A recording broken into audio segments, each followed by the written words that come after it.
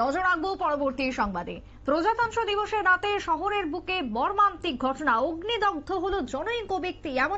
এমনই খবর উঠে আসছে গভীর রাতে কৃষ্ণনগর টিআরটিসি এলাকা থেকে। টিআরটিসির ঠিক উল্টো দিকের গলিতে অজ্ঞাত ব্যক্তিকে অগ্নিদগ্ধ অবস্থায় উদ্ধার করে পশ্চিম আগরতলা থানার পুলিশ। সঙ্গে ফায়ার সার্ভিসের কর্মীরা ছুটে যান, নিয়ে যাওয়া হয় হাসপাতালে। তবে সোমবার তার মৃত্যু হয়েছে বলে খবর।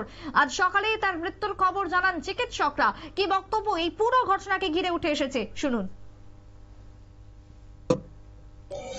গতকাল রাতে আমাদের কাছে একটা ইনফরমেশন আসে যে কৃষ্ণনগর টিআরটিসির পাশে বিউসির কাছে একটা লোক অগ্নিদগ্ধ অবস্থায় মারা গেছে এবং অগ্নিদগ্ধ অবস্থায় পাওয়া গেছে। সঙ্গে সঙ্গে ফায়ার সার্ভিস এবং পুলিশ ঘটনাস্থলে যায়।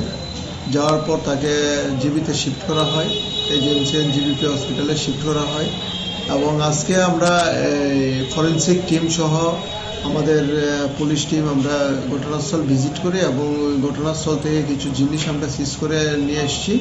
আমাদের ইনভেস্টিগেশন চলছে এবং এই বিষয়ে একটা ডক্টর কাছ থেকে আমাদের কাছে একটা রিকোজিশন আসে। এই বিষয়ে আমরা একটা ইউডি কেস নিয়েছি, case number 5/2025 under section 194 BNSS.